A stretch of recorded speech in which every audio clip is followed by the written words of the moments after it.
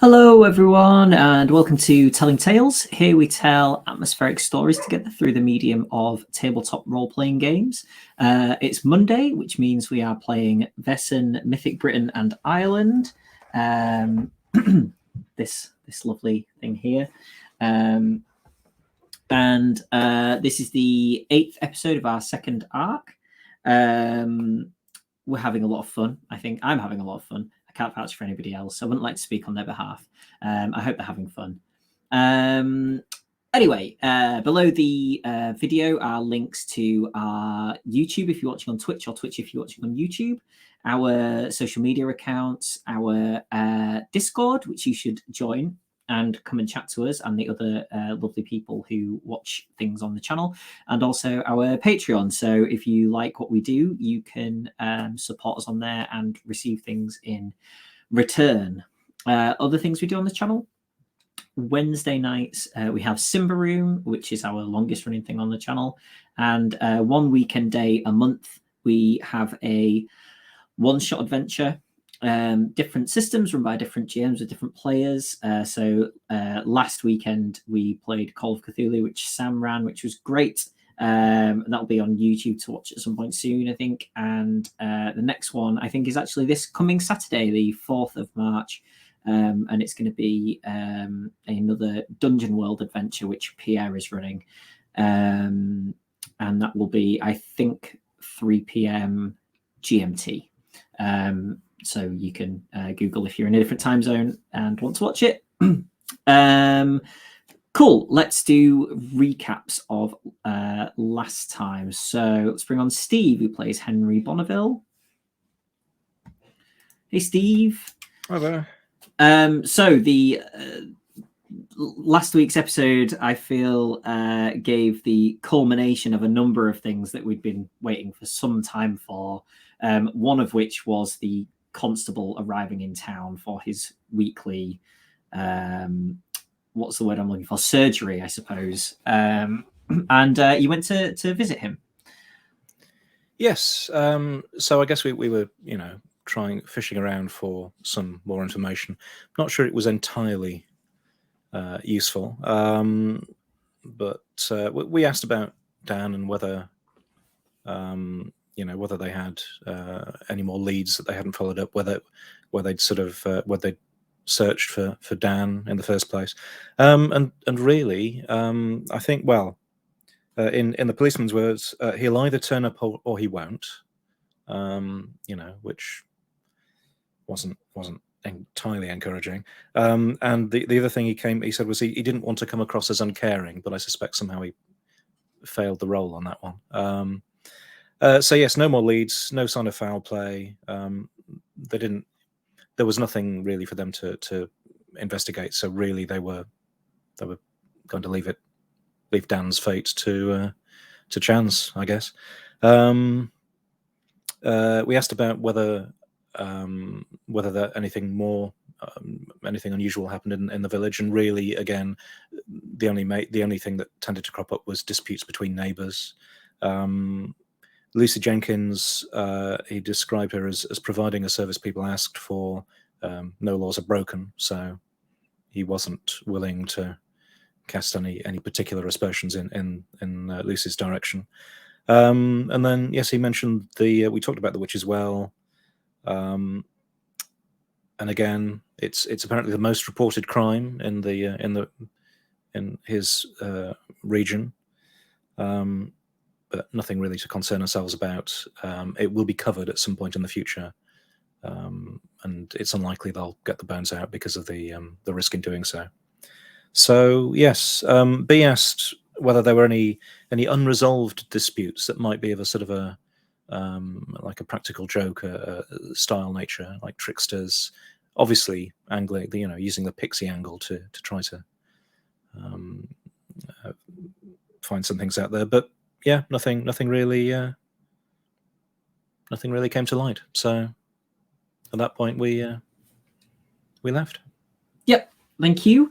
I believe while you were doing that, let's bring on Sam, who plays Magnus. Sam, Magnus was on a little investigation of his own at this point. Yeah, he was. So I didn't really fancy going and talking to the copper, so I went and wandered around town with Adam, and I think Lucy Jenkins joined me as well. This poor lass who's played. Not Lucy Jenkins. Oh, sorry, the other She's one, Gladys. she's a Gladys meanie. Pugh. Yeah, you're right. She's the meanie. Gladys, this lady who's been plagued by the unpleasant bug that won't leave her alone at all and lives in the box. We still haven't really got very far with that, but we've said we're going to deal with it. She's just kind of sticking with us at the moment. So yeah, we wandered around town, had a fun time looking for basically any of the things that we'd come up with in kind of our list of, I suppose the best way is anti-fairy techniques, like the willow or another wood cross. Hazel, yeah.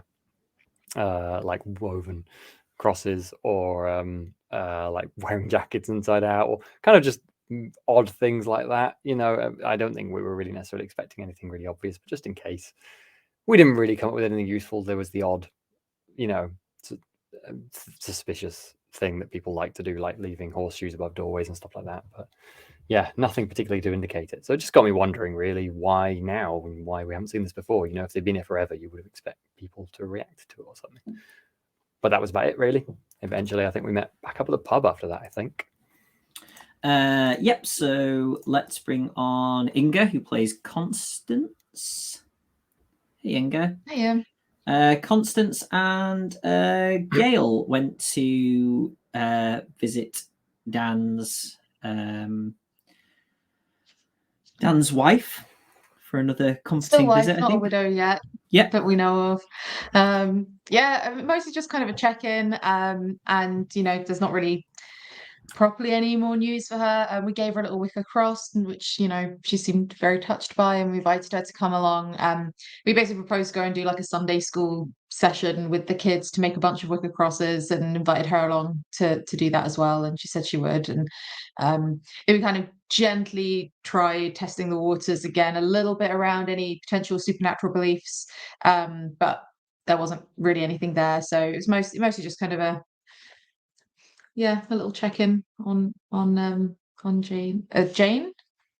yes, I think it's her name. Yeah. Jane. Yeah. And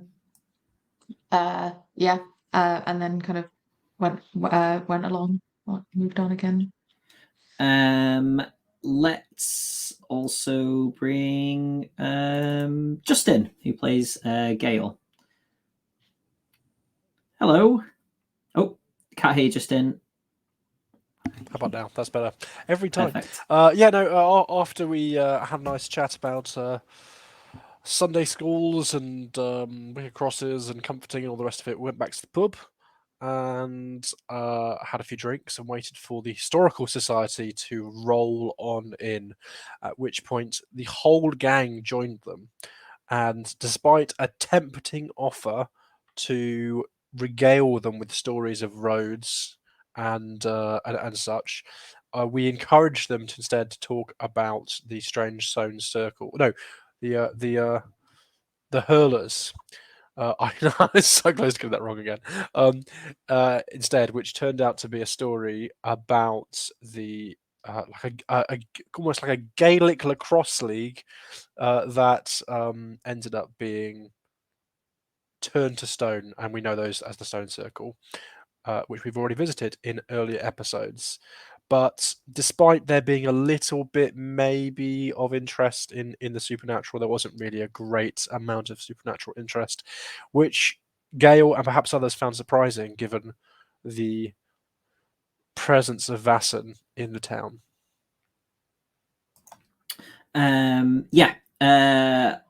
Also, worth noting that I didn't ask anybody to recap the fact that Constance returned to the house, having sent a telegram to Sir Rupert with the name of somebody who had previously had a run-in with a Spiritus, it was believed, which is what Gladys is currently dealing with. And you'd received a response basically saying that there would be more information. I think. Hopefully. Yeah. And I did come back, I think, to rejoin for events after the Historical Society. I think we're planning to head back out to the moors again. And I took Adam to safety as well. So yeah, finally, let's bring John, who plays B. Hey, John. Hello. So yeah, after the Historical Society, B made a short trip to speak to somebody. Yeah, well, what Justin withheld from his recap is that in order to gauge a sort of a slight, to gauge the room on their openness towards the Vaesen or other supernatural beings, Mosling came right out and said, basically, do you think it could have been Pixies? Which quite impressed B. So afterwards, she took the chairman of the Historical Society to one side and sort of tried to not exactly sweet talk him, because that's not B's style, but just be like, he really wants to hear about this road. Please let him come back next week. He's not usually talking about fairies. And Mosling has now been invited back to next week. Well, not invited, but he will be allowed to come back next week. And then after that, Sister Constance and also Lady Spence and Gladys came back, gave Hux a replacement coat as he'd lost his own one gambling to a 5-year-old. And we all made plans to go to the moor and, I suppose, talk to these pixies. And that's where we left it. So you head out into the dimming evening. And there is a cart here because you, Constance and the other two came back in it. You won't all fit in it. Some could go in the cart and some could walk, or you could all walk. It's kind of up to you whether any of you have a preference. Happy to walk. Yeah, happy I'd say walking. we all stick together. I feel more agile today. I wonder why that is. Who else was with us?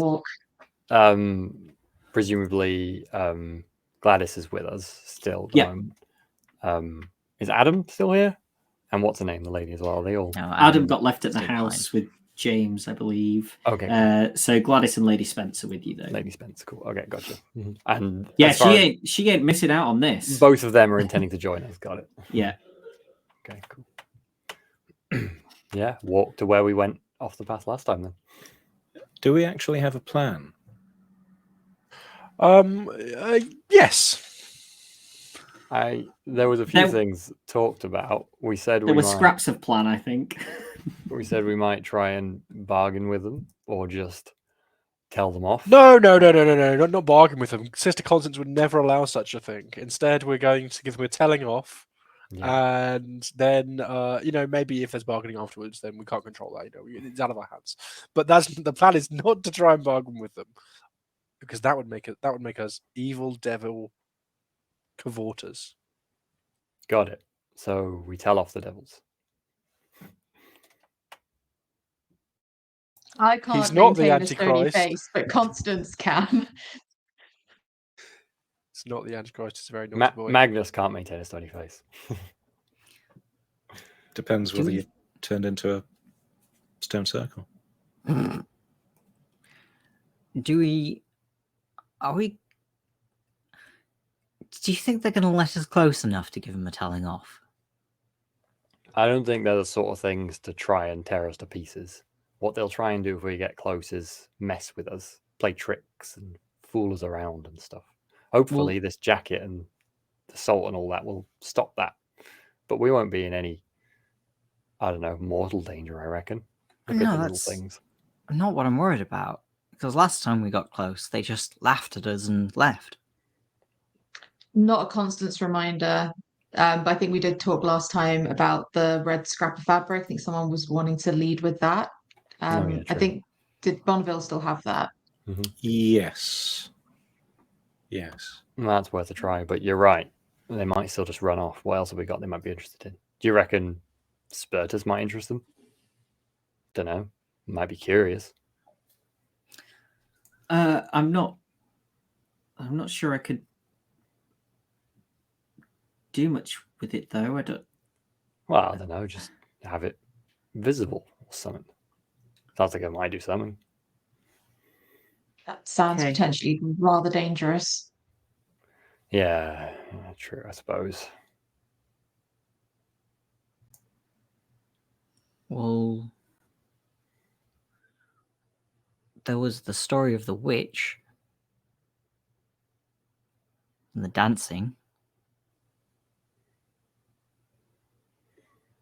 I do feel like that witch has got to have something to do with this.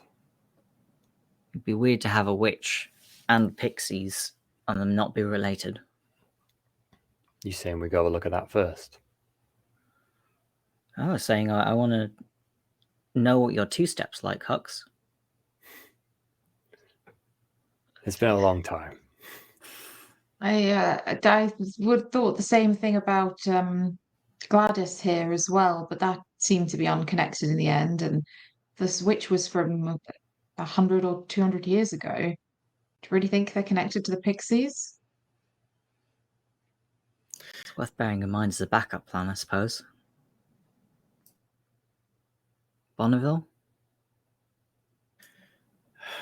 Well, I was just about to say that this so-called witch, well, not that those trials were ever going to be effective, but I don't believe there was ever any conclusive proof that. So we just have stories to go on.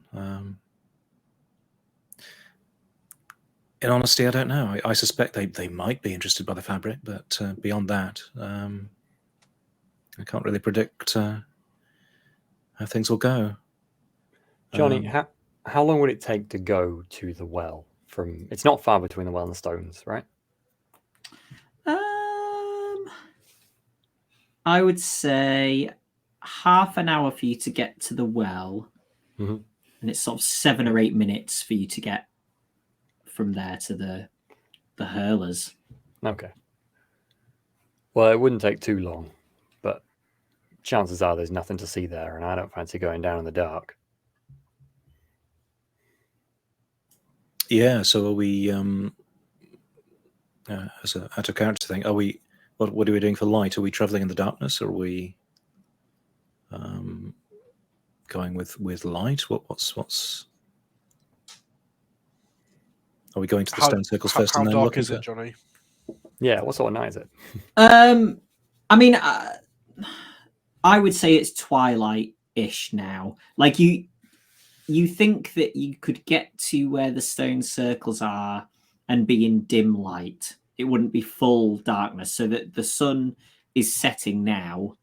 So you've got probably an hour before it's dark. So if we go straight there now, chances are we might get there before they come out from wherever they come from, and we could watch that. That might be a help. Yeah, that's an idea. I still don't know how we're going to keep them from just disappearing if they find us, though, as you say.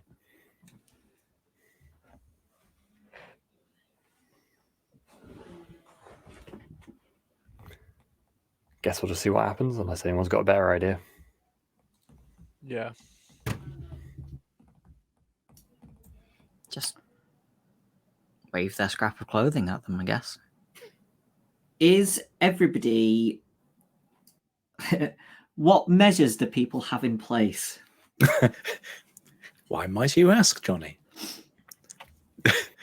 I definitely have my jacket on inside out, and probably have one of those crosses that someone presumably made enough. Yeah, I think we all have the crosses, don't we? Yeah. But is that just going to ward every? Do we need one sort of? One each Like sounds like a official sensible gun. idea. Yeah, one of Constance is probably just draped in them. Dress made of wicker crosses. I think maybe that might be a good point for Mags to just roleplay. Go. Oh, did anyone bring any salt? Did that do something? I don't think salt did anything. Oh, maybe that's from someone else. But whistling, I think that was supposed to be a good, Oh, yeah. good Yeah, but the problem with that is ward. they know you're there, right? That's true, but I think that might be part of the reason. What? So we'll stand around a circle whistling until they show up? Well, the question is, do we want them to know that we're here? Don't we want to? Do we want to actually avoid them? Yeah, but that only works if we're sure that they're not going to go ha ha ha and run off. Mm.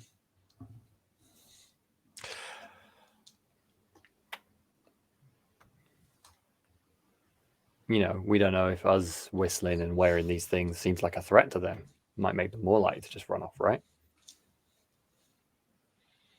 These are measures that are intended to protect against and ward from the Pixies. If you are intending to speak with them, I don't think whistling at them is the right thing to do. Yeah, that's what I was thinking. Well, yeah. Then I have the wicker cross. That's all whistling is going to do. I also have a wicker cross, and I think that's all I have. Yeah, so I've got a wicker cross. Do you reckon whistling will act sort of after the event if somebody goes in without protective measures, and then if anything bad happens, everybody starts whistling? Is that only one way to find out, eh? It's not a great way to find out, though, is it? Let's be. So, I think specifically what it said was that these things are said to protect from pixie tricks. Okay. So you could probably theorize that is a preemptive measure. Once the trick has been played, it's too late, Right. maybe. It depends whether it's pixie tricks or Pixies presence at all. Yeah. Well, if it was pixie tricks, then maybe we should stop whistling. Yeah, perhaps it's better to sort of go in like protected, lips blazing, and see. I'm not. I will come rushing in with crosses aplenty if you appear to be in danger, but I don't intend to speak with these things. I can keep a watchful eye over you all, though, of course.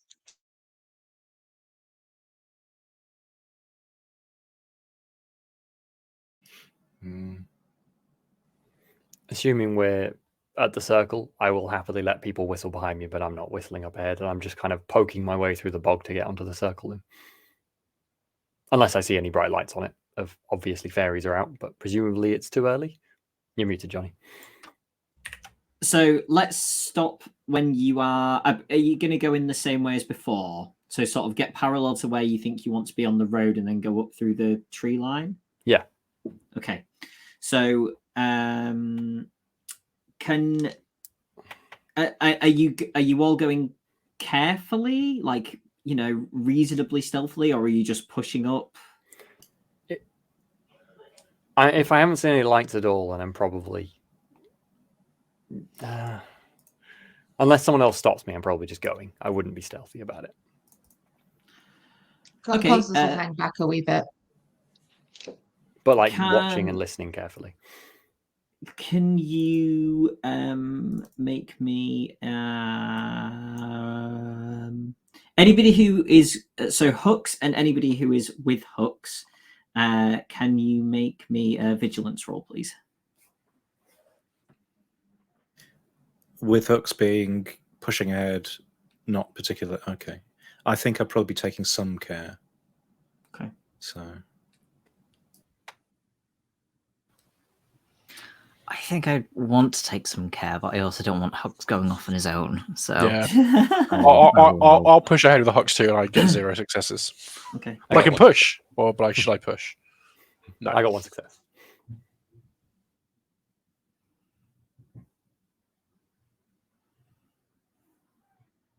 Okay.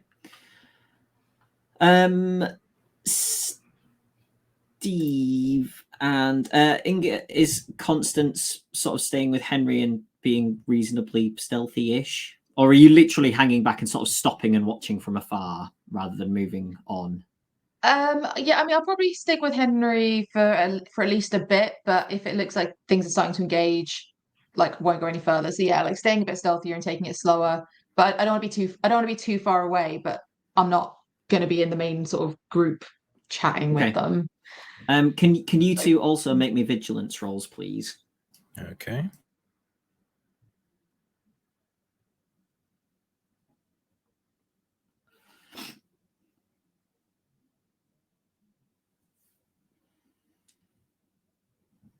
Two successes.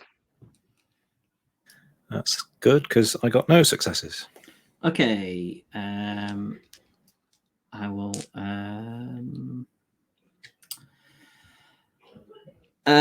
Constance and Hooks at around the same time spot a little bit of movement really close to the ground, like maybe sort of rodents or something large rodent size.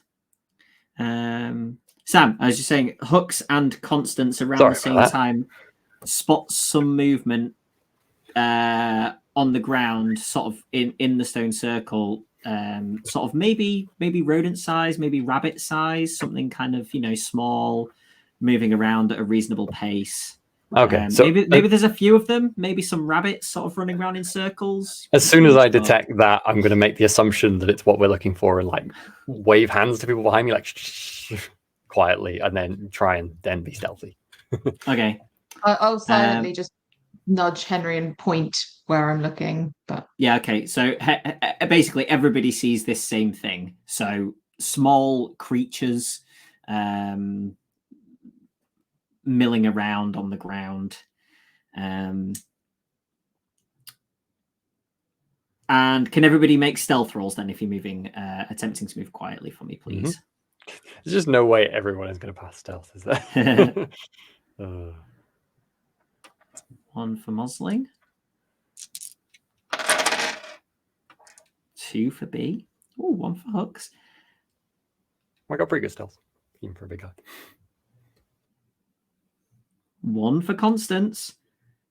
I was rolling 4 dice. I got 2 successes, which is unusual. Okay, so in future, Sam, all I've got to do is say that and we'll all pass. Sam managed to do the opposite of jinx a roll there, whatever that is.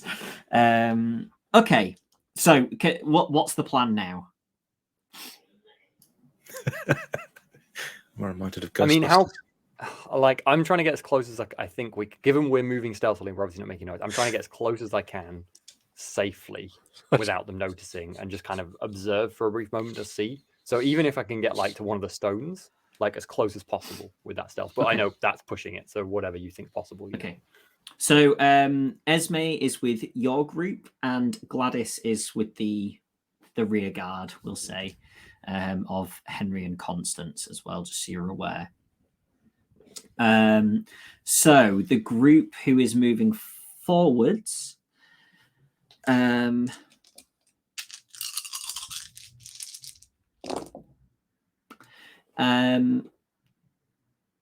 yes, you can get pretty close, and you see a group of creatures that look like that,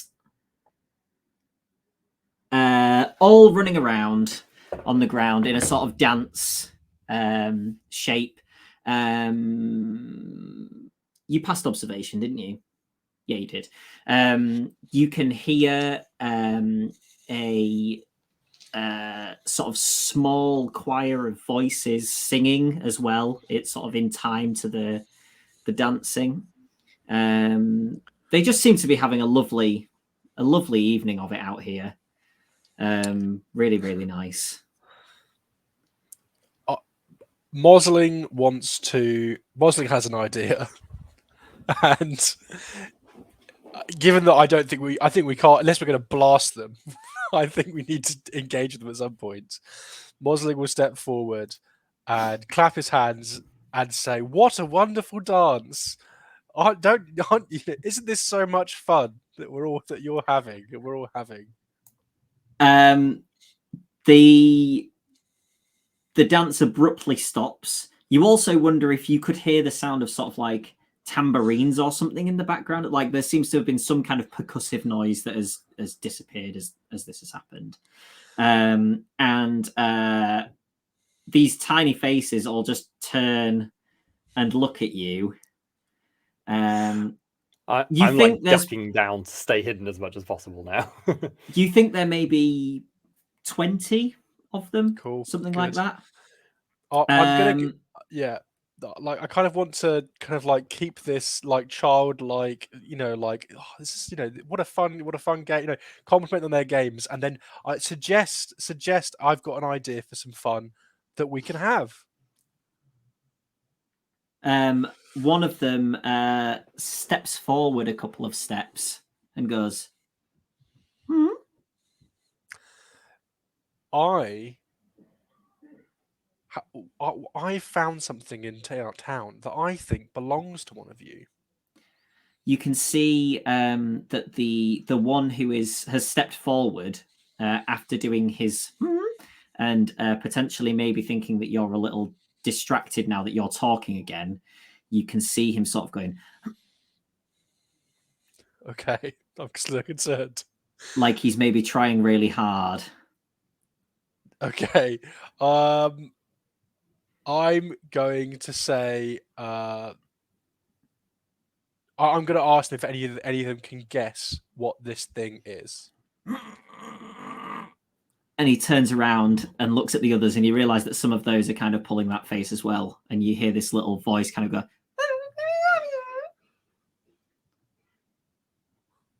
Oh, they're I don't think you adorable. can. and then he turns around and looks at you again. And I hope they don't bite. if you look around the group, you can actually see that all of them are wearing a little hat, apart from one of them. And his ears kind of pricked up as you said something about a missing thing in town. Now, I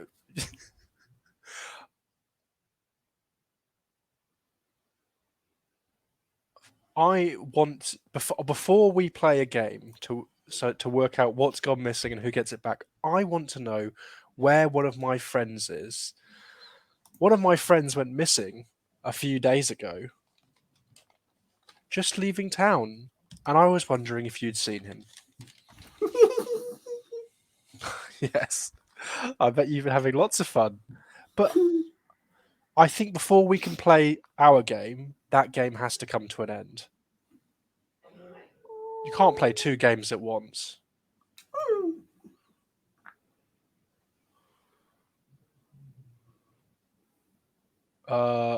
Yeah. So, I mean, do you? What was it? Was his name Dan? I forget what his name was. It was Dan, yeah. Yeah, Dan. Can you like before we do our trade? Can you show me where Dan is?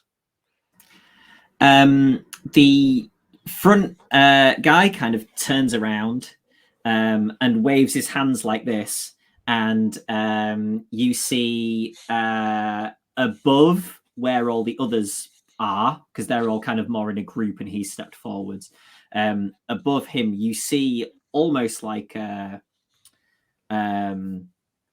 projection of a quite haggard looking man on a quite haggard looking horse, kind of trotting very, very slowly along.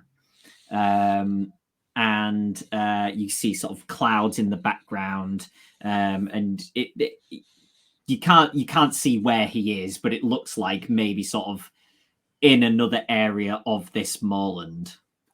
And yeah, everyone see this, or anybody who's looking can see that. Yeah, right. And in fact, Esme to Hooks and B says, "Good God, look at that."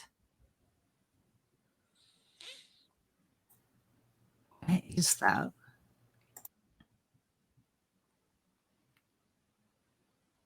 And the guy waves his hand again, and the vision sort of disappears out from the middle to the outer. And then he turns back to Mosling and goes,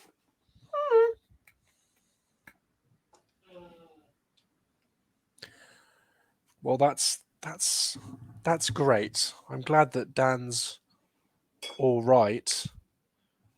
Will you not let him go before so we can play the game? I think so. Like I'm trying to see if there's a way of on my feet, see if we can get like I'm trying to get a twofer. You know, I could see if we can get Dan gone and then maybe get the Spurtus dealt with by the fairies as the trade. But you know, if that's not really possible, then it's not really possible. Okay. Give me I'm gonna say a manipulation roll, I think. Cool. Can I use my journalist trait, which is I can use inspiration instead of manipulation when charming or deceive someone for gain? Yeah, okay. Fantastic. Yeah, Otherwise, that seems completely. I'm screwed. That seems like the exact use case for that. Yeah, let's hope. Is everyone else just staying hidden? By the way, If my one thing I was wondering is if I've got any inclination that Gale is trying to like hint about the Spurtus, I might be tempted to try and grab the Spurtus from Gladys, but I don't know if I would have got that hint. So okay. I'm also going to push this roll because I got 1 success, but I want to push it for more successes. And with my push, I get 3 successes. Wow, so I rolled nice. 8 dice with a push, got 3 successes. Okay. So that'll be a mental condition. Yes, I will take the mental condition of frightened because I am frightened. Okay. Sam, I will leave it up to you whether or not Hux has decided that, and you can let me know as and when if you want to do that. Okay, so he goes,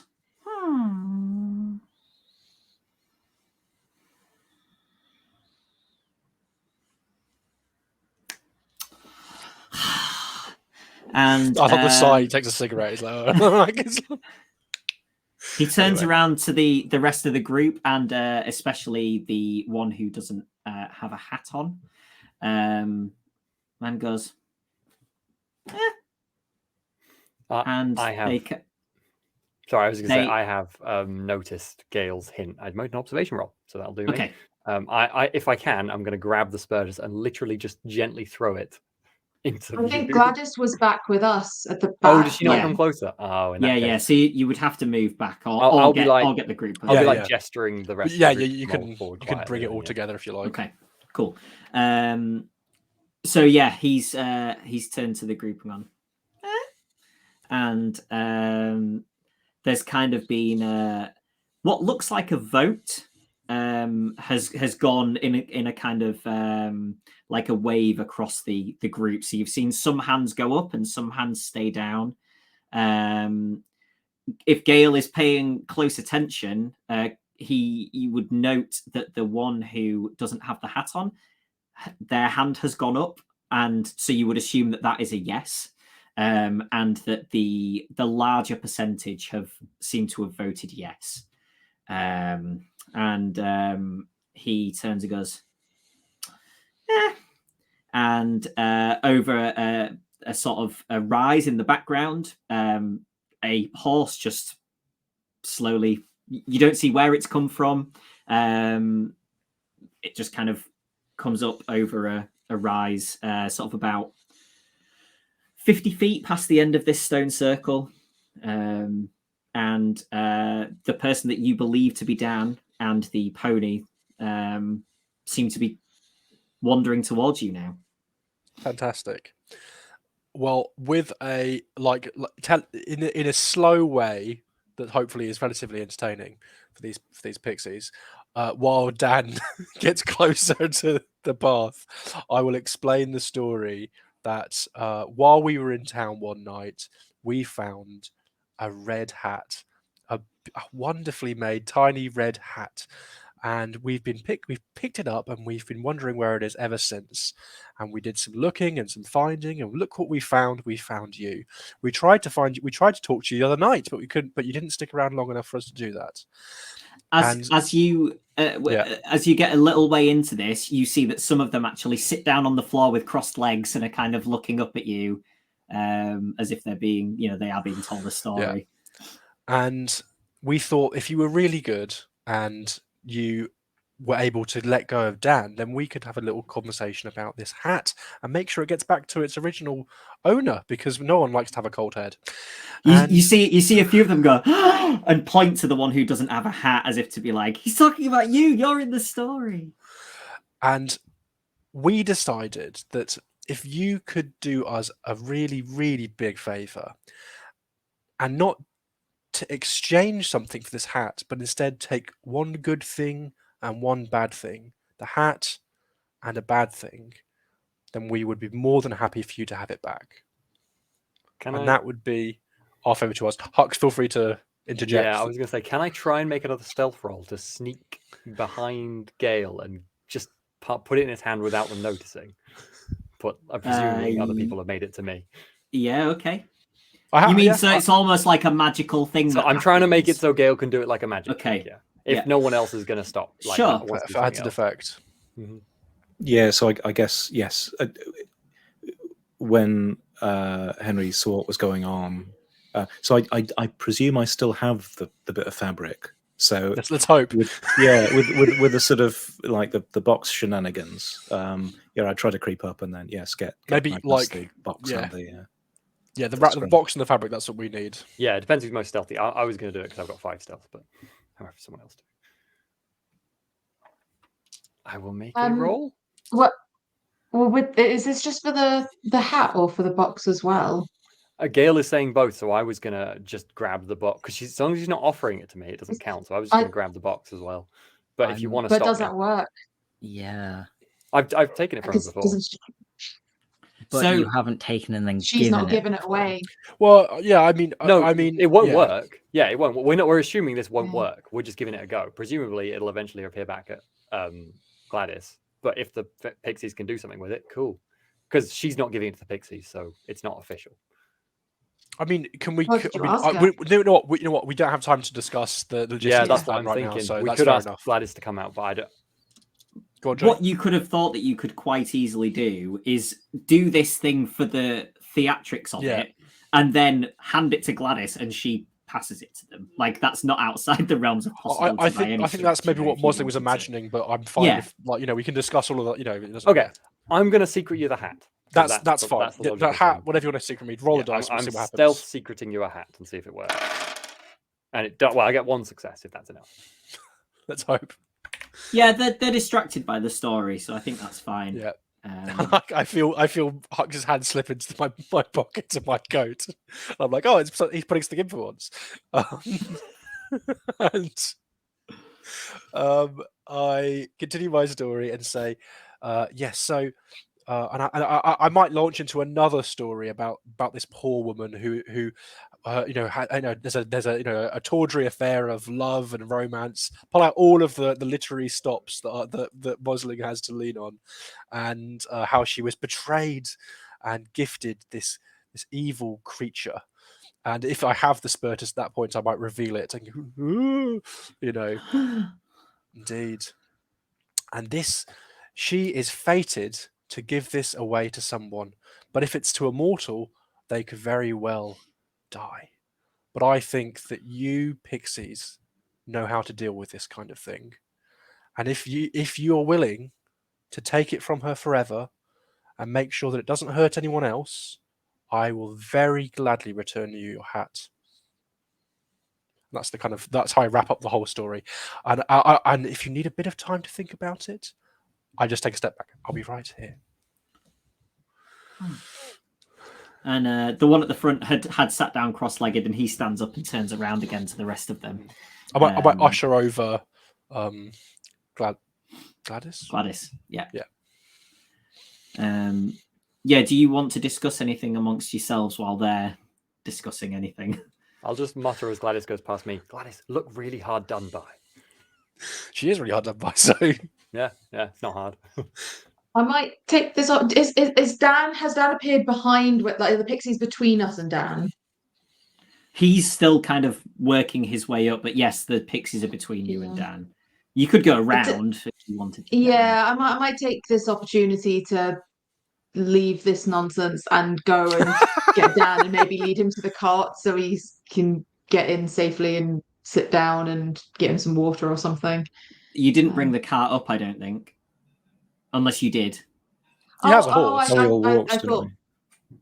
Oh, I assume that maybe the lady Spencer and Esme would have taken the cart, but I know. Okay, fair enough. Well, I'll go up and give him some water and stuff. You've got spare crosses, right? Yeah, give him a Yeah, gross. give him. Of course. What do you take me for? Oh, I might only have holy water on me to drink, but that'll do. people. Oh, it's. Are you? What's? Shh, it's okay. It's okay. I'll get you home. We'll get you home. Here, don't try and speak. Have some water, and I'll fuss over him. And yeah. Oh. Whoa. Oh, is there any for the horse, miss? Any water for the? Maybe best get you into town. You're not far. You're not far. Just a few minutes. Just a few minutes. Okay. And I will, give him a cross for his protection, and if there's somewhere to slip one onto the horse as well, why not? He's sort of moving past the stone circle now, and he turns, and he sort of goes, "What?" Don't just let get you home. You're too tired. Let's get you home. Oh, yeah. I must be hallucinating. Jane's been waiting for you. Oh, Jane. Oh. It's all going He to be sort okay of now. he sort of starts like slipping, like as if he's dozing off to sleep, kind of leaning to the side on Stallion as Stallion's sort of clopping along, and then oh dear. We'll get you home. But you'll have plenty of rest soon enough, and I expect to see you back at church soon, young man.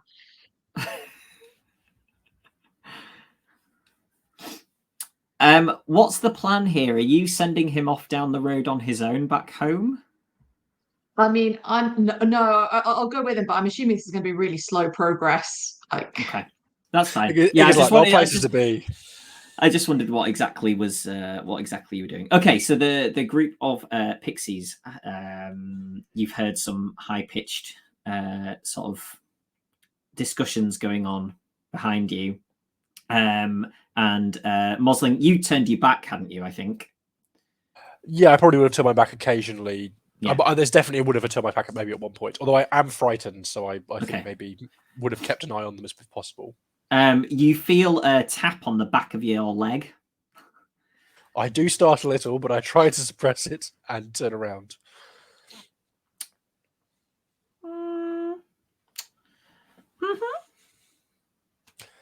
I with a flourish pull the hat from my pocket.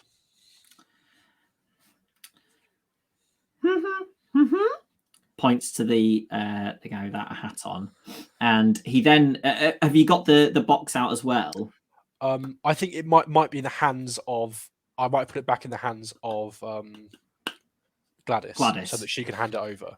Okay, so he points to the box, yeah, and says,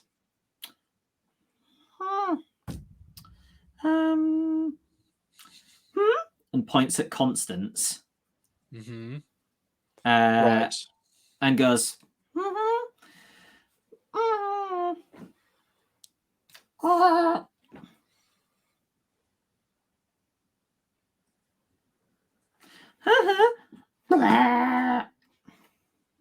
if you take the box, you can't take the box. But Gladys, but my friend Constance might be able to deal with the box. No, it's difficult. Stacking. Constance? I'm happy to hand over the hat in a show of good faith. And can I say that I spend the requisite amount of time with the Pixies? However, Yeah. much head scratching. Yeah. That's to fine. intuit the message. You've played charades. You 100% play charades with the Pixies, right? You- like 3 Yeah. words and everything, syllables. Yeah. The pixie who gets the hat back sort of dances round in a circle once it's got the hat on. And then so Gale essentially gathers that he's basically trying to say that people like Constance will be okay Right. with it. Which maybe you've also got something else about a sister. So maybe like it's people of true faith, as you might say in the world of darkness. Yeah, there may be Sister. something there. Right. So That's good to know. But they actually look a little sort of uncomfortable. When he's looking at the box, they're sort of a bit like, ugh. Yeah. They don't really want to be near it. Once they realized what it was, when you were telling the story in the beginning, they were like, ooh. But now that they're kind of actually aware of what it is, they're a bit sort of like, yeah, fair enough. It is a rubbish box. Well, in that case, I will say that their help has been that has been really helpful. And although they weren't able to take the box, I would be incredibly grateful if they would consider looking after the people of the town rather than playing tricks on them, at least for a little bit. Well, I'll leave it with you. Since they seem fairly amenable to us now, I'm just going to wander out and say, could you tell us the story of the well? I'll kind of look at everyone else and go, I really want to know what happened. It's a long story. I'll point in the direction and go, what happened there? Why are there bones at the bottom? Yeah, okay. What happens now is sort of we sit down. They do the performance. Yeah, I'll sit down if they start. There's genuinely like a sort of play that occurs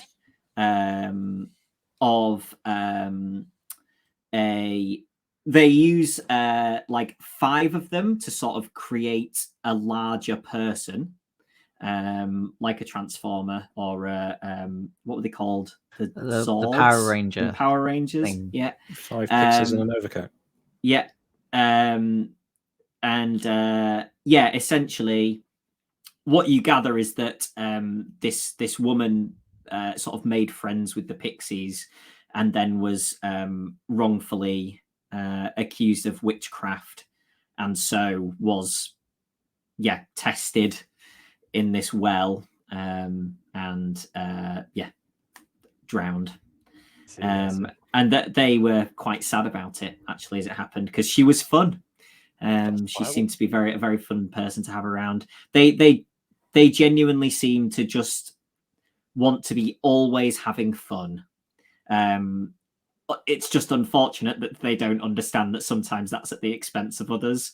They don't have that sort of awareness that these things that they're doing are actually bad for them, Hopefully Lady Spence can learn enough about them that she can help temper that impact. I think it might be sensible to introduce them to Lady Spence, because Lady Spence also likes having fun and also loves being accused of being a witch. And so could be no one can replace a person thrown down the well, but this is getting pretty close. Without pushing that too much.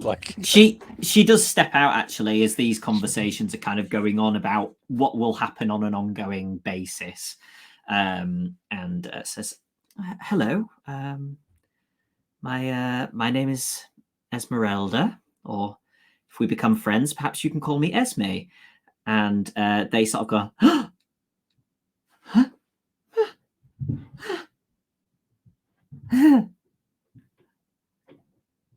Mm.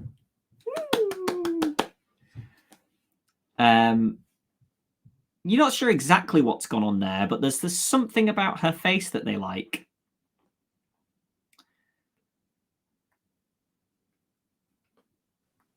Cool.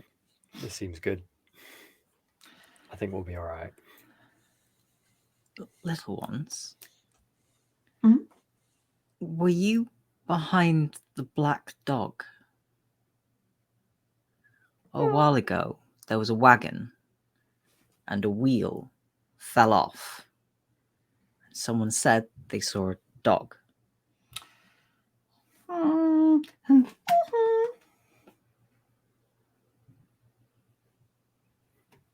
Essentially, again, that you gather that they're essentially saying it's not them, but he's a good boy. Oh. Okay. Mosling maybe Mosling Huck's like starting to interpret, disagree about what. Like, I think we no, this. it means this. Yeah. Huck's means he's a good boy. that absolutely happens. Yeah. I think Magnus has been like actually practicing. He can't write, but he's been practicing sketching a little bit. So I think in the darkness, as best he can, he's been trying to sketch the Pixies a little as well. And maybe like when they're doing their like dance to show or their little play to show off the well, he's totally a sap for this sort of thing, so he can't help but show them the drawing as well and see if they like it or not. Some of them do, some of them don't. I think overall, I would suggest that we continue to entertain the Pixies for as long as possible to tire them out. And hopefully that will mean that they don't want to hold on to us much longer and let us actually go home and go to sleep. Oh, I'll tell them exactly how annoyed Lucy Jenkins was about the medallion prank they played. I'll give them a good story about that, because that made me laugh too. You get some... And that sort of prank, good job. That's great. All the more for that. I will... I think I've put some fruit aside from breakfast or something. Like an apple or something like that, and I will take it out and cut it up into very small pieces. And I know, I've been told not to take food from pixies and fairies, but no one's ever told me not to give food to pixies and fairies. So I just like to. Can we just cut to Constance on the road, waiting there, just fuming, just like the sun going down. For some reason, being like, I want to make some "Don't feed the Pixies" signs. Just for some reason, the thought occurs. Yeah, they gratefully accept.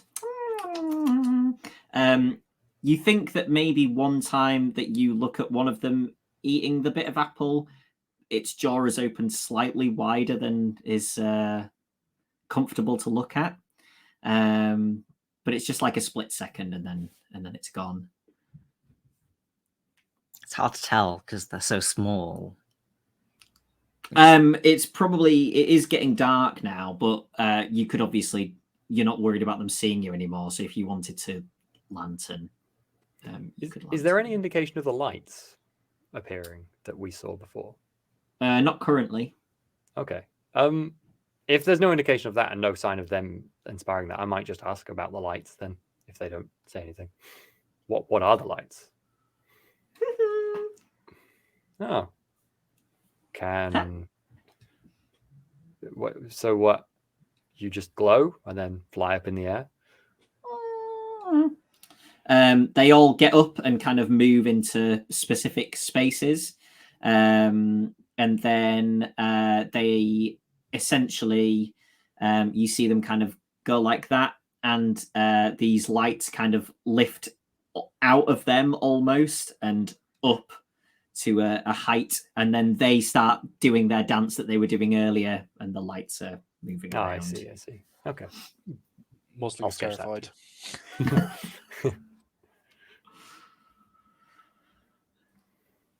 Well, Mosling gives an over theatrical yawn. Yeah. Assuming others. Yes, I suppose it's been a long day and we've come to some kind of conclusion now. Would I be welcome to return? And they carry on their dancing, but kind of nod quite happily. Good. Well, perhaps there are things we can learn from each other. Perhaps I can learn the lengths that your power can go to, and perhaps you can learn how not to accidentally kill people, I suppose. They seem nonplussed by this, just carrying on their dancing. Fantastic. Seems like you've got a new role in this place now, eh? Yes. She turns to Gladys and puts a hand on her shoulder and says, I'm sorry that we didn't resolve your issue, Miss Pugh, but there's still time. Yeah, we might have some more ideas on that, though. Looking nervously at Constance. How do we get Constance to agree to a fatal mission? Potentially fate. Not necessarily. Easy, you just convince her it's the will of God. Maybe we agree, get the priest in town to agree to do it. Is this what a conversation we're having while we're like walking back towards Constance? presumed Like, as steer much, in front of us. Yeah. Okay, yeah, so if you're all happy to leave, you catch up to Constance and Dan and Stallion. Yeah, Dan's sort of dozing in and out as he's going along, and then kind of waking up and going, oh, thank you again for whatever, well, for finding me, I suppose. I must have been riding for days. Presumably he seems better than he should, given the amount of time that's passed, if he hasn't drank or eaten anything, because it's been a fair while, right? Yeah. Okay. So either some magical thing has happened to him, or they've been actually feeding him or something. Okay. Yeah, something is, yeah. It doesn't quite add up. I guess if he seems awake enough, I'll ask if he's, had anything to eat since he remembers leaving the pub, or drink or anything.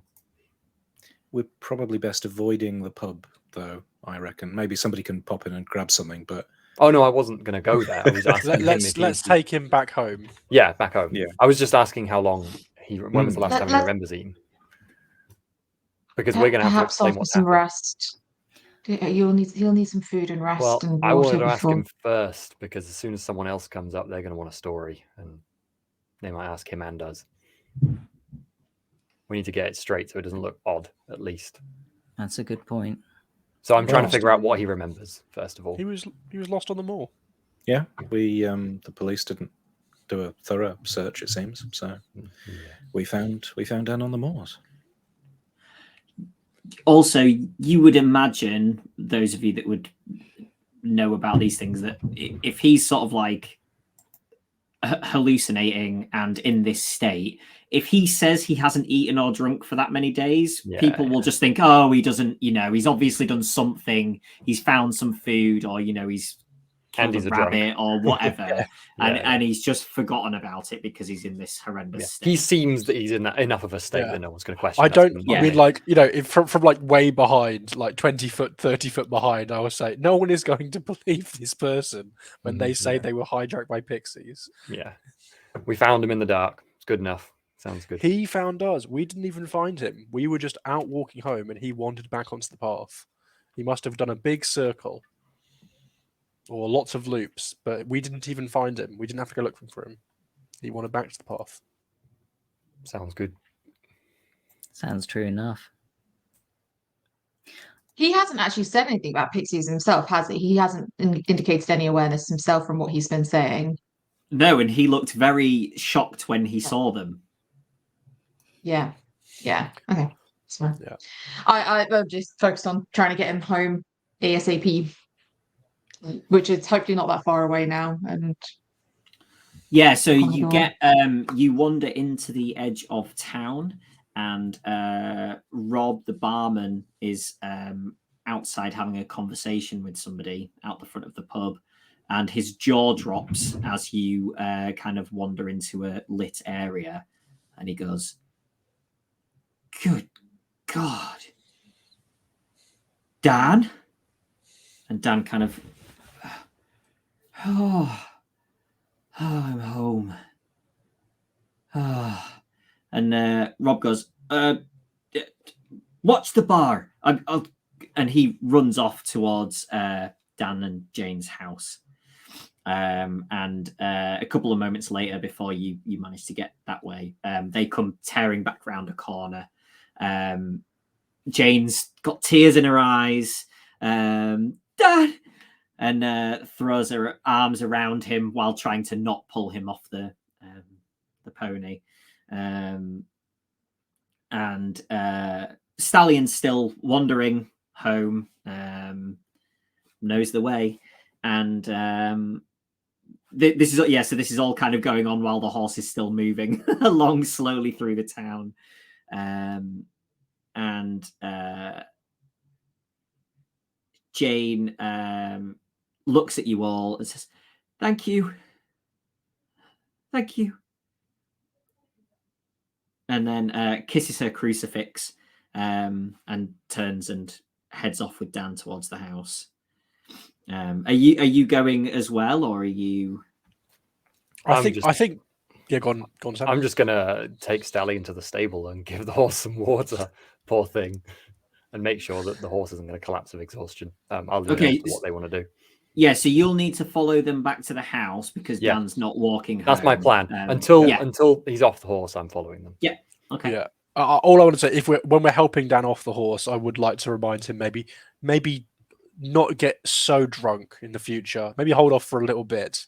It seems like it's easy to get lost on those moors. Thinking also that maybe people who drink a lot are people who Pixies like to play tricks on.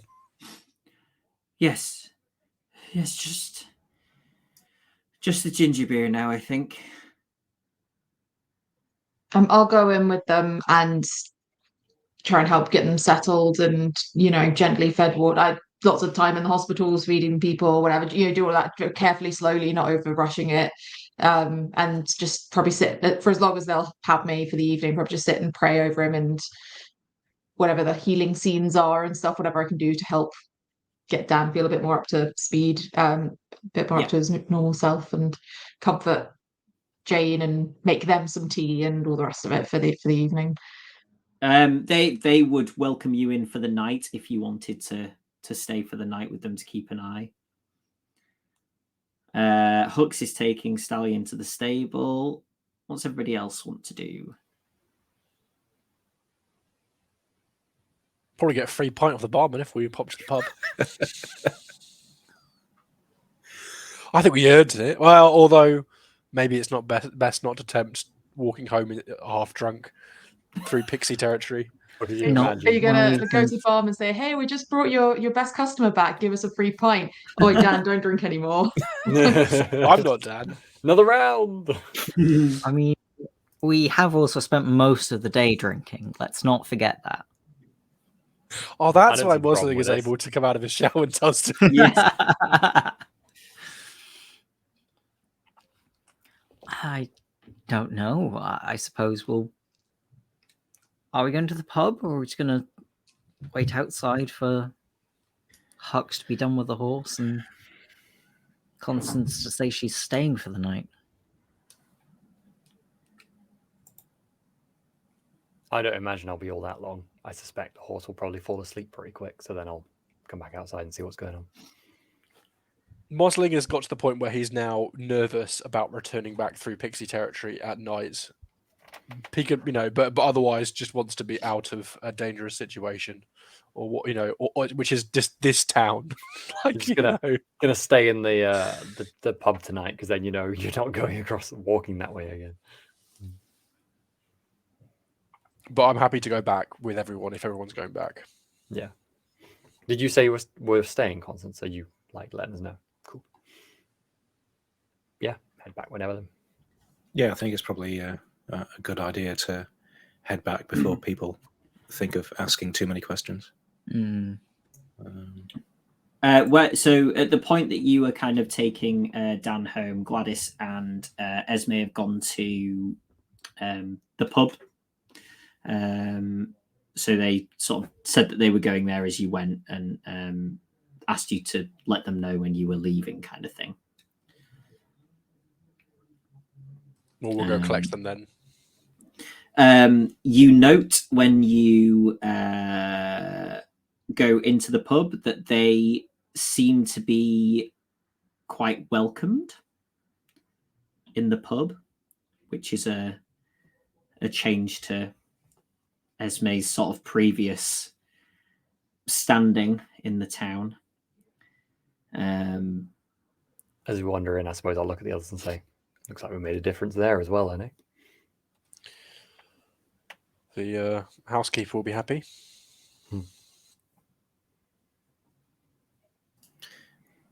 And they get, Esme waves as you come in, and sort of stands up and comes over to you. Back to the house, is it?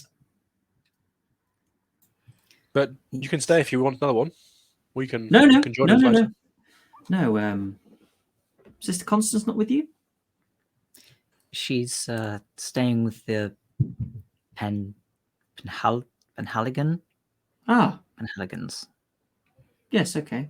Comforting for them, I suppose. Well, we could probably squeeze in the cart if you wanted a quicker journey home. Yes, legs really aching today. After all that walking. Very good. Yeah, a successful day, I think, all told. Off we go then. And yeah, they get in the cart and you get in, and you head back to the house.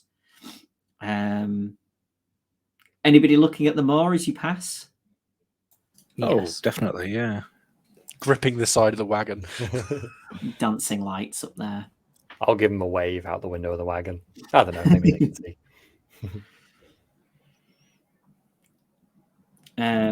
Esme says, it's not often that you find out the truth of something and it becomes more magical, is it? I don't know. In this line of work, I think that might be more common than you think. That's exactly what I was going to say. Well, then perhaps you're the lucky ones, Mr. Huxley. I don't know. Of all the Vaesen I've seen so far, you seem like you've got some... I think you seem like you've got quite lucky here. So you still got at least one unsolved mystery. That black dog. Assuming it isn't just a wild dog that lives in the area. The Pixies seemed fond of it, so it can't be that bad.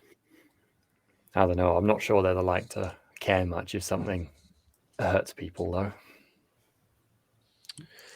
And do send us a letter when they tell you what the mystery is behind the stone circle. Keep in touch regular. Yes. Sounds like they might be telling you some interesting stories. Yes, I'm sure I'll... Well, I'd certainly like to keep in touch with your group. I suppose there might be the odd thing you need some help with in future again, given all this. Yes, and of course Miss Pugh still needs some assistance with her issue. It seems I'm involved in that in some way now, as much as all of you are. Constance is again not here. I mean, if Miss Pugh wants to travel down to London to meet with us at the society, I'm sure we can look into this further and hopefully help her out. Yes, I think that would be good for me, actually. Yes, we can discuss. We can discuss later. So you arrive back at the house, and James and Adam come out. And Adam runs up and says hello to Bea, obviously. And James looks at you and says, "No trouble at all. Not that he ever is." Thank you for watching him. No problem. Eating halfway through the pantry, of course. Of He says and course. smiles at Adam. Winks. Everybody hungry? Probably, yeah. He looks around the group a little and says, "Something to soak up a little?" Yes, I think maybe give Mosling an extra sandwich. Right, you are. And he toddles off inside. As that happens, I do look over to Gail and slap you on the back and go, "Yeah, well, you're not as much of a coward as I thought you were. That was quite impressive." Don't scare me like that, Bugs. I roll my eyes. Yeah, it is genuine fear in his eyes as well. That's the. I was saying you did good. Well done. I don't know what came over me. What a terrible idea. Never coming back here again. But there's the talk about the road next week. Oh, ridiculous. Absolutely no point coming back here ever again. I'm just, I'll have my sandwich. And then I'll be sitting kind of by the fire. But yeah. Well, never mind then. Yeah, James sits you all, in the room that you've mostly been in, the kind of sitting room with the books and the fireplace and the bay windows. Seems a shame that Sister Constance isn't here, but perhaps we can all have a catch up tomorrow. Maybe food and bed now and a proper debrief in the morning. Yeah, stretch and yawn, and then presumably if the night's quiet, head up. Justin, did you want to do anything with regards to Gail's condition? I think that Gail, probably not tonight. Basically, no. Okay, I'll do something other time. cool. Okay. I think Constance will probably walk back fairly early in the morning to try and coincide with normal sort of breakfast times and check in on people.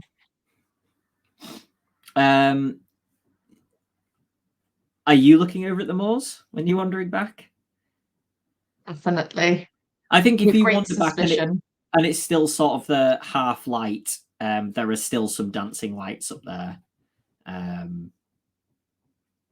Clutching that little wicker cross.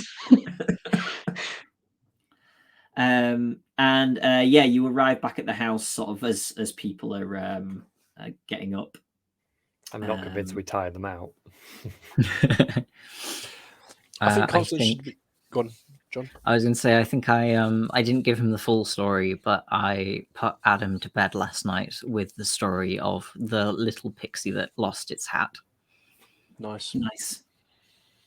I was going to say, I think Constance should be happy because technically we didn't actually do any dealing with them. We just asked them to let Dan go, and then we're not able to complete on a deal for the box. So no pacts were made with This is over the breakfast table. If she sees you, the first thing will probably be, so you didn't get rid of them then? They're still out there. I don't have power over demons like you do, Constance. I don't think it would have worked with these. I'm sorry to say. They were just as children, really.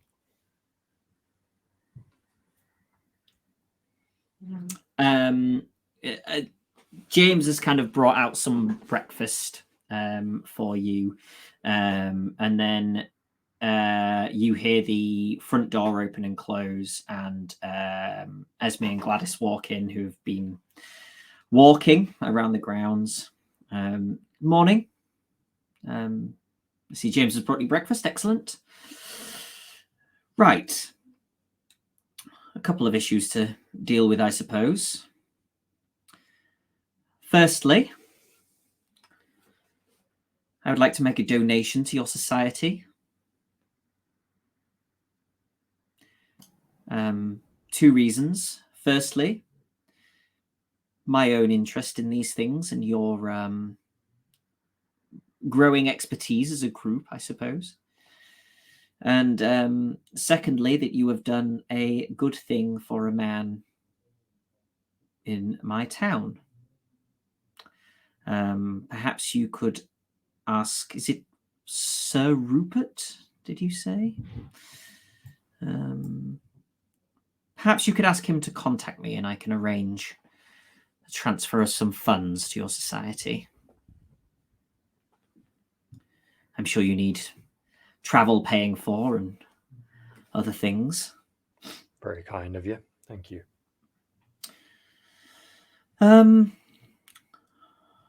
Other things to deal with.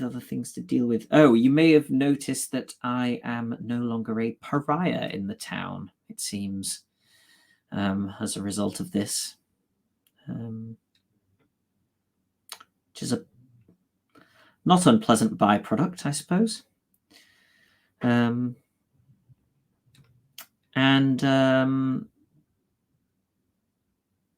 the other thing is, what are your opinions on how I should move forward with the Pixies? Cautiously. Glances exchange between group members, I think, probably at that point. Just remember that they only want to interact with you like a small child does, be it a very powerful one, it seems like. So as long as you're fun and entertaining, you'll be all good, but you'll be in danger if you're not. Same with the town, I suppose. Don't know how to make that fun for them, though. You will also have to help manage their tricks. If anyone else goes missing or anyone else turns up a dead rat amulet. Nah, you can probably leave that. I suggest I you don't still go. intend to stay for this Sunday school and get some more wicker crosses about. And frankly, I think this town needs a little bit of a kick.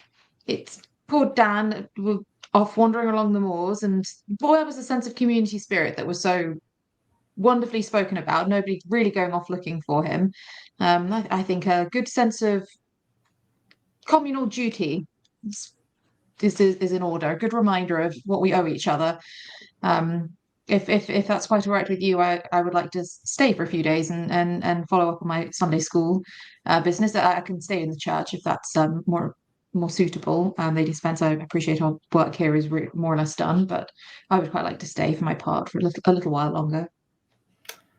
No, quite right. You're more than welcome here, Sister Constance. I suggest maybe if you go and do have any dealings with these creatures, then you take at least a week's worth of water and food with you, if at all possible, or at least a few days. You never know how time flies when you're with them. I think that the protections we had in place may have been adequate. Equally, with regard to their tricks, perhaps if I visit them daily, it's not far from my home. I often walk down that way. Then if I have a rapport with them, perhaps I can check that none of their jokes are quite so concerning as this one with Dan. Sounds like it might be sensible. I think it might damage your reputation again going forward. If this reputation you've just managed to shake, if you start going along and talking to pixies on the moors, but that's your own business, of course. If it keeps Well, the village safe, though. I'm just a woman out wandering the moors, Sister Constance. Nobody other than us knows exactly what is up there. And they, well, your name? They seemed like there was something about you that they, I don't know, chimed with. Yes. Do you know about your family history? I'm not exactly sure about what that may have been. Was I'm going to look into it, though. Well, did anyone ever get stuck down a well, for example? Sounded like they were attached to that person. Wouldn't that be something? She says with a little grin.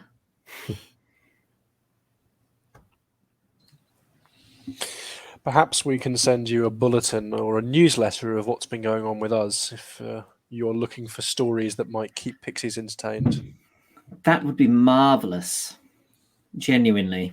For me, if not for them. Some reading to keep you entertained on the dull nights. Yes. Yes, that would be lovely.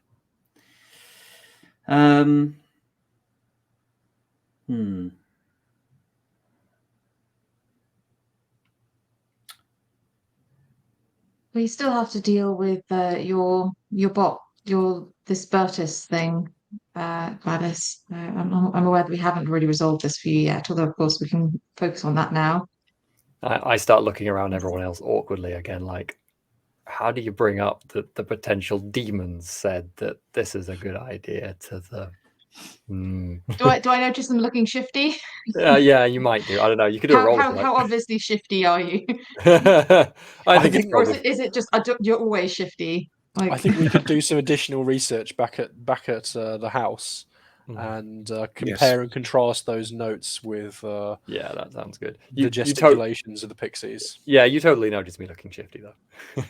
Well, I think Sir Rupert is looking into the details as we speak. So hopefully, when we get back to London, we'll have more information to work on. Sounds good. We'll get back to London, and Gladys can come with us, of course. Yes, that would be. Is everybody staying until after the Sunday school, or? I intend to head back today. Perhaps I will stay near Sister Constance. If that's all right with you, and with you, Lady Spence. She nods. Of course.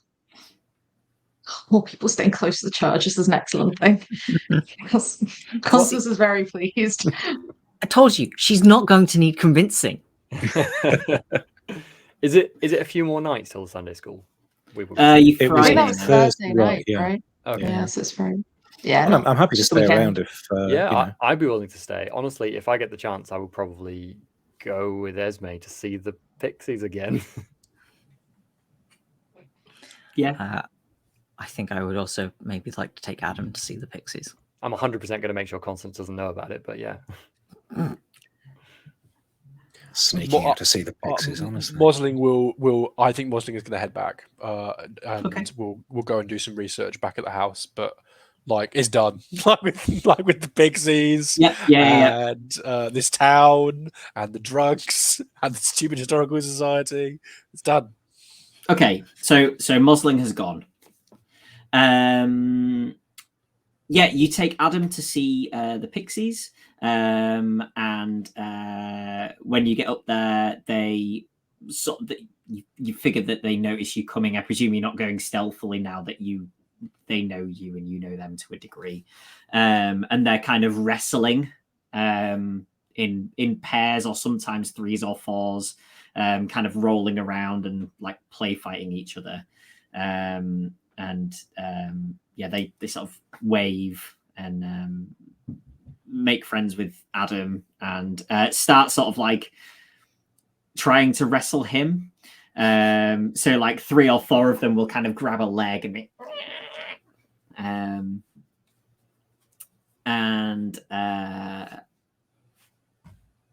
but there's nothing malicious in their actions. It's all just playing and being silly. The Sunday school comes around, and it's a roaring success. Lady Spence and Gladys go with you, and Lady Spence is welcomed back into the fold, as it were. You see there are a couple of people at the back, sort of like elbowing each other and kind of like that in her direction, which you think may have been the main couple of people that the vicar had said about were kind of the ringleaders of the thing. But everybody else seems to have sort of, you hear like apologies and kind of hugs given. And that seems to be mostly mended, at least for now. You basically send out an entire town of people with wicker crosses.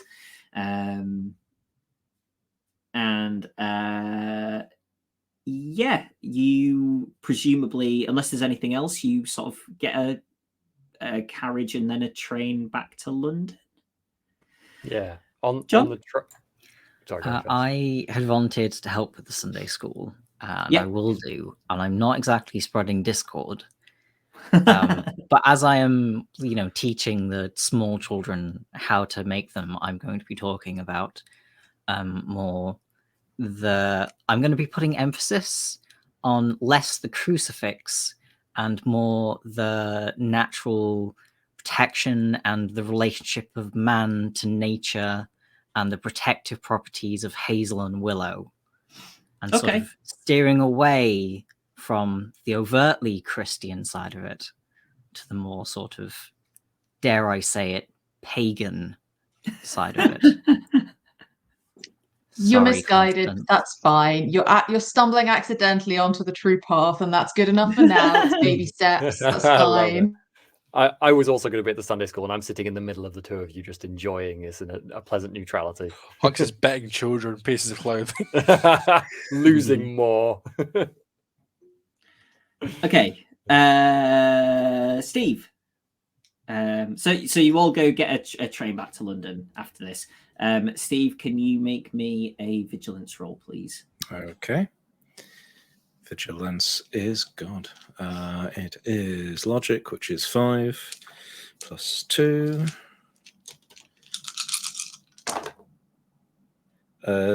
2 successes.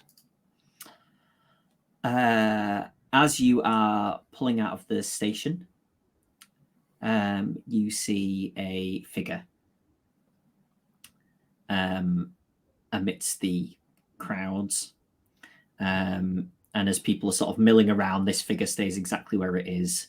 And you're pretty certain it's staring straight at you. You're also pretty certain that it is the exact figure that you saw previously. Previously, like before, because last time I was at a train station and I spotted somebody watching me. It was Sir Rupert, or at least Sir Rupert said it was. Sir Rupert said that he was there and he thought you saw him. Okay. Well, if anybody's watching, first of all, Henry will sort of say, "Oh, it's Sir Rupert again," and then it's like, "Oh, it's not Sir Rupert," and I'll probably go a little pale. And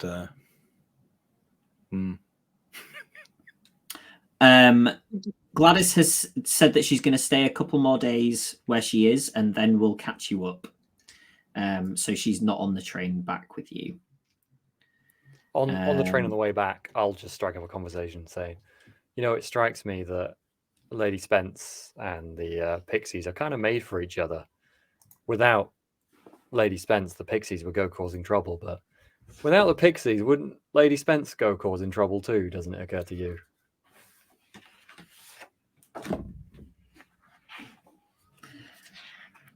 I would agree with you, but I'm staring out the window or whatever.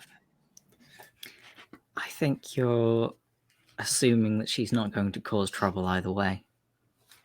Same for them. Bit better though. Still quietly disapproving of this pixie nonsense. This figure, is this when we're arriving into London, or it's when we're leaving? This is when you're leaving sort of Cornwall-y area. Yeah. Do you say anything out loud, Steve? No. Okay. Justin? Does the figure remind Henry in proportion to the journalist? Could it be them? Right. Okay. Cool. Bulkier. Yeah. Cool.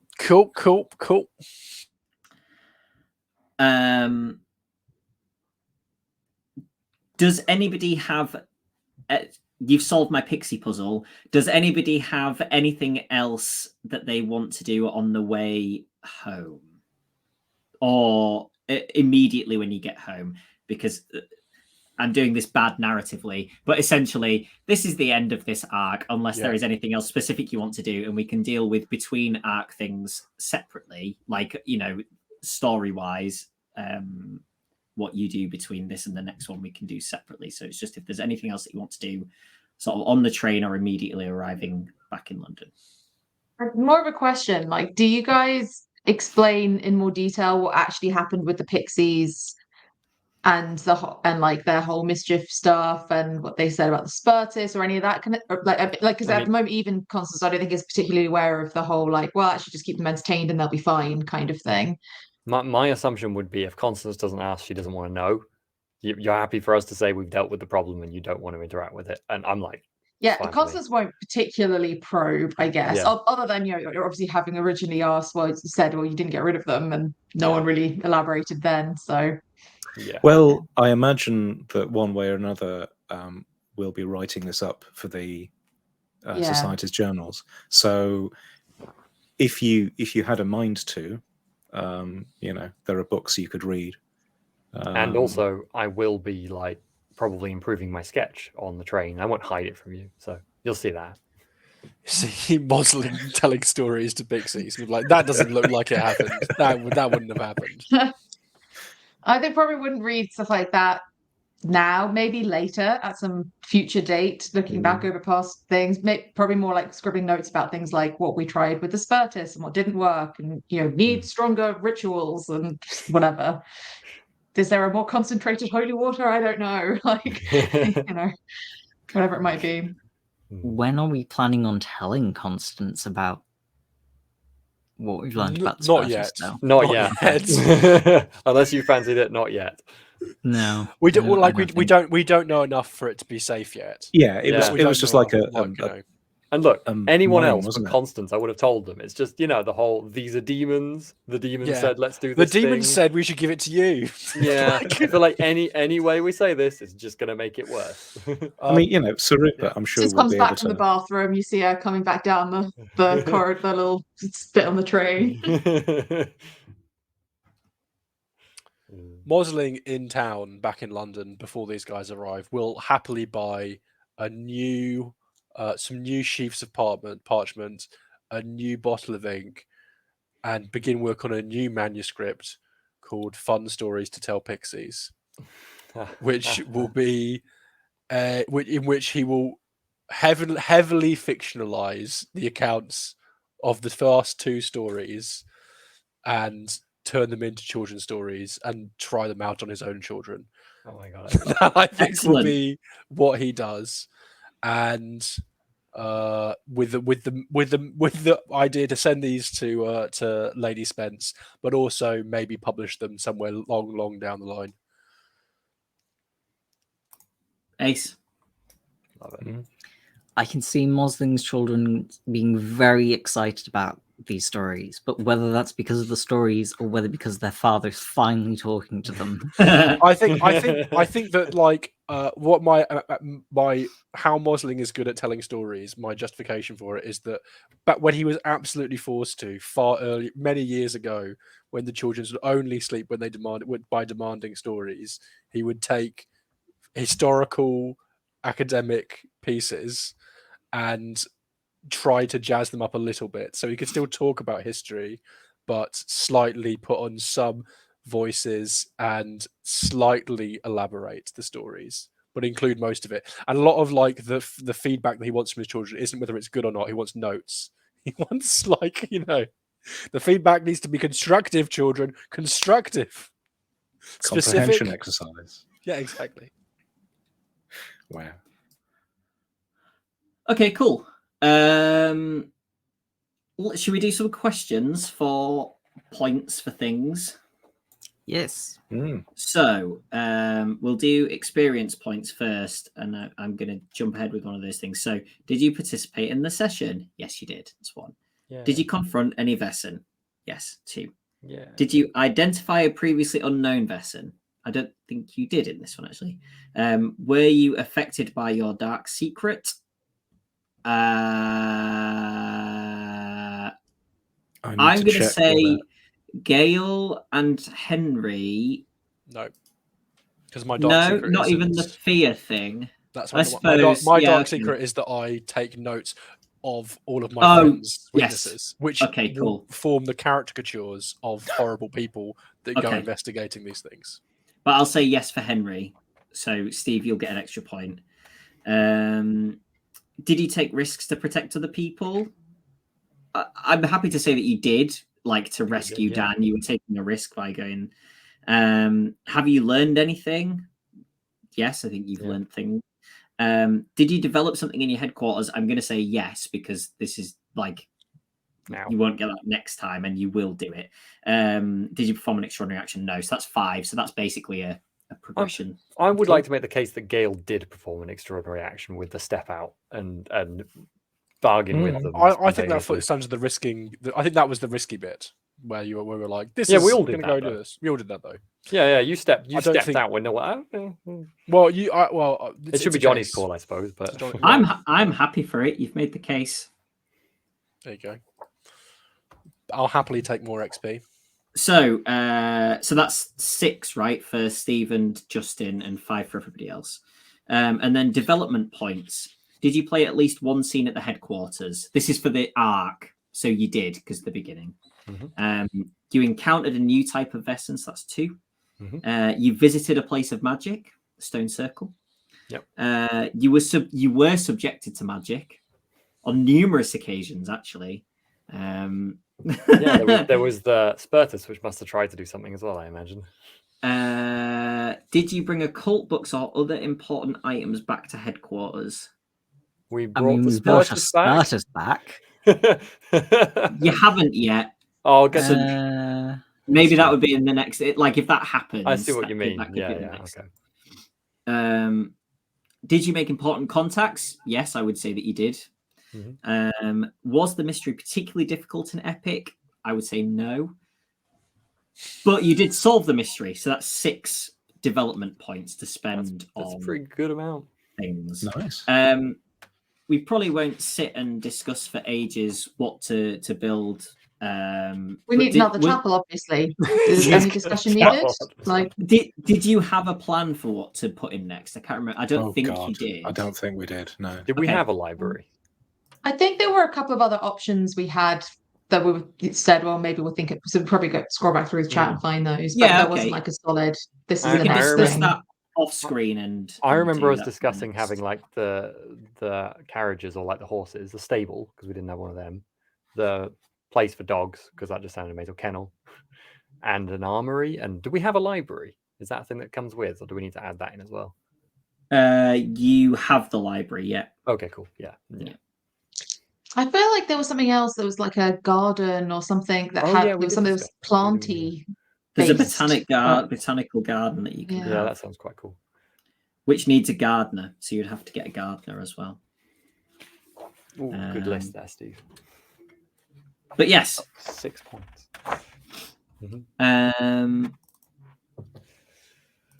Cool. 2 arcs, two Vaesen solved, and another one in somebody's pocket.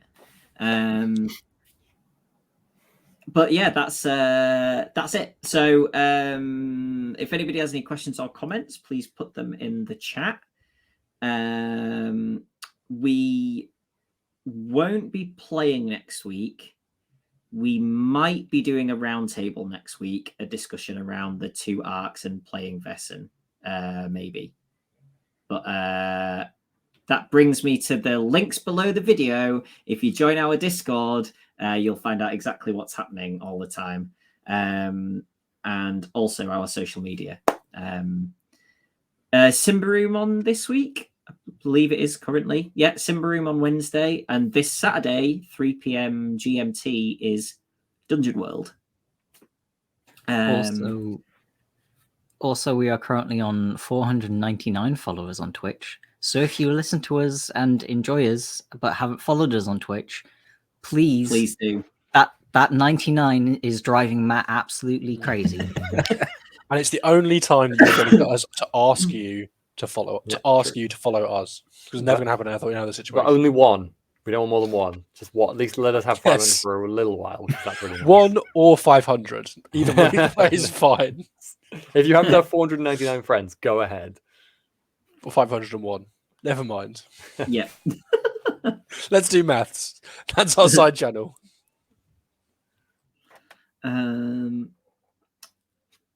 Yeah, cool. Can I just say, what wonderful integrity from all of you guys, not being like, oh yeah, Constance, take this Spartus thing. We totally just read that somewhere. What? That's We like were the just gonna minimum throw it on you. bar. I mean, these are pixies. Their literal thing is tricking. I don't think we all just blindly believe them, even though they're adorable. Very good of you. Why would we try and kill Constance? One of the like one of the clearly most capable anti-Vaesen characters that we have. For what it's worth, I do believe the pixies, but I don't want to confront Constance about that. It's kind of a bigger problem here. It's not as if we got a clear answer out of them. No, exactly. You know, it just echoes the you know, people of the faith might be better placed. We don't know what that means, so it would be a bit rash to I hear you. Yeah. But for all we know, there might be like extra steps in the process that the pixies haven't told us about. Yeah. I'm really glad that we also did the bit where we skipped over the bit we had to interpret every single bit of sign language the Pixies did. Otherwise, we might still be on that scene. I would love to see fun. more charades. Honestly, the Pixies were so much fun. I really enjoyed the Pixies. Everything about the Pixies was pure joy, and I loved the whole episode of Pixies. Yeah. They were really charming and adorable. I was just waiting for them to turn. Yeah. The temptation was always there, but I felt it would have been a betrayal of like the whole vibe of the Pixies if I did that. Oh dear, so fun. You can't give Constance too much ammo to be right about these things either. I really don't want to have like 4 mysteries in a row where it turns out Constance is right and it was a murderous, horrible thing. I'm like, if that happens too much, you might start to win over Magnus, who is the very much, but they might be nice, and I'll feel so bad. It doesn't matter what you think. Constance thinks she's right regardless. So. I know. But that's the thing. There's no amount of them being good that will convince Constance. So can we lean more towards that way? Is there a scorecard somewhere? Like, Vaesen, one for nice, one for nasty. Yeah, I'll have to. Yeah, I need to random number generator which way I'm going to go for each thing to make it fair. Back to the Warhammer. Well, the Spartus is bad. Yeah, true. We had a bad here too. I mean, it's probably bad. It sounds bad. Yeah, maybe we're judging a book by its cover. It's scary, weird, humanoid, bug face. Could just cover. be misunderstood. I literally gave it a chance. Okay. I tried to talk to it. Okay, what better chance was it going to have than that creepy, weird, unsettling bug thing? Yeah, and it essentially went. Destroy you? But it was okay. I might have started a bit aggressive. That's fair. Picking up habits from Constance. That was the trouble. I gotta say, also Justin, like beautifully done with the Pixies and the storytelling and stuff. That was like amazing, lovely. Like, if Moslin can't use inspiration to tell stories, then what is he here for? Like, I love that you were utterly terrified the whole time too. That was so funny. It was a really great idea to try and get the Pixies to do something with the Spartus. But and if I could have done, but like it doesn't work with like the Spartus anywhere near as written. So I didn't want to be like, you know. To be honest, I'm more happy with that as an outcome because I kind of felt like if we had skipped a Spartus adventure just because I was like I have to try, but if we'd skipped a Spartus adventure where we could be role playing fun of dealing with the Spartus, just because Mosling had a smart idea, I feel that I would be robbed of a fun game. But it was a great idea, and I kind of read the thing to see if it could work, but I was like, no, it doesn't really. I think that's because that's good because I do want to be like, you know, if you come up with good ideas and it isn't what I had planned, that's fine if it works. But I was kind of like, this doesn't quite work, which is kind of a shame. But it is nice having stories sort of bleed into each other as well, like with the journalist turning up and the Spartus turning up and so on. Yeah, you know, having a bit more connectivity between things is kind of like expands the world nicely. So, any questions or comments, John, in the chat? Constipated pixie face, yeah. What was that face? What did it mean? It meant the crosses were working. They were trying to trick you. When I said on numerous occasions you were subjected to magic. Yeah, they're trying to spirit you away. There were also quite a few times over the thing where I asked you to roll vigilance, maybe, and like you passed. Oh, I see. Okay. Yeah.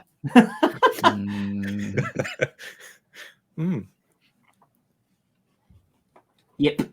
So we actually did really well. That could have been a case of getting absolutely messed around by pixies. That would have been fun. Esme is short for Esmeralda. Lady Esmeralda Spence. Name provided to me by, I want to say Night Bites, but I'm going to double check.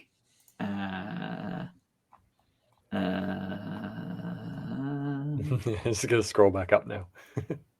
Feel free to put something else on. Was this through the Patreon? Through the Patreon, yeah. So you two viewer at home could. Oh, name it the was character. It was Utred43. Thank you very much. Who also gave Inspector Bertram Bonts and Edmund Sykes, James's brother, the one who gave you the job. Very good. So thank you. Yeah. That is available through our Patreon and our Patreon section on our Discord. Yes. If you also want to name things. Yeah. I like this one from Steve. The horse is just going to get blamed for this, isn't it? Yeah. Well, Yeah. no one's mentioned pixies, so Yeah, tomorrow will be Jane going stupid horse. Got him lost for 10 days.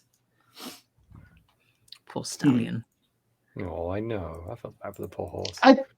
I want to say that Constance was also patting the horse and trying to, give it a better rep, but I don't think Constance would, so I don't think that happened. You know what would have been a really smart idea from Hux's perspective if he'd asked for a second medallion and then given it back to. You're so right. And the same thing. Yeah, the same trick twice. Fool me once, shame on you. Fool me twice. No, because then Lucy Jenkins has Hux's name. But you could write to Esme and tell her to get the Pixies to provide a second medallion to Lucy Jenkins. I think can't that write, but I'm definitely 100% telling whoever can. Bosling's that's 100% true. on board with this. Yeah, great. Lucy will be the only one not wielding a wicker cross before the weekend is out. She'll be the only one the Pixies can cause any mischief with too. Yeah. oh, amazing. Oh, Definitely no. deserves it. This one for 4242. Can the Spurter start acting like the dancing frog for Hux? Yeah, maybe I'll ask you that at some point once it arrives. I feel like that would be more horrifying somehow. Yeah, I think it would be. Wonder what happens if we take if one of us takes the Spurtus and then we re-gift it again before we can die and just keep re-gifting it. You can't. You can't. We'll No, go past time the can't be. three. Can't go past the three. That was Willingly what we gift read. it. Never mind then. Danger. What you'd have to do is get a sealed box and then two people, like one with it and one without it in the box, and no one else looks, and then the person can decide randomly whether they gift the box to someone else. Oh no, the creature's in the box. That doesn't work. Sorry. Still Yeah, observing, yeah. The creature is observing it. Yeah. Otherwise, yeah. Sorry. Stop trying to References out about quantum physics yet. Yeah. That'll take some more time. You're about Quantum Spurtus is again even more terrifying somehow. You never know if you have a box if there's going to be a Spurtus in it. No, that is a band name. Oh, Quantum Spurtus. yeah. I always live my life as if I've got a quantum Spurtus in my pocket. Wise words. Gosh. Is that all? That is Hello. everything. Cool. Okay. So yeah, Symbaroom on Wednesday, Dungeon World on Saturday at 3 p.m. GMT. Thank you for watching. We will update. There may well be a little chat amongst ourselves next Monday about Vaesen. But please join us on the Discord to get the up-to-date news, and also potentially throw some questions in that we can discuss on that as well if it does happen. The Discord's the place to be, and also the Twitch if you are our 500th follower. But yeah, thank you all for watching, and we'll see you maybe next week, but definitely the week after. Bye-bye.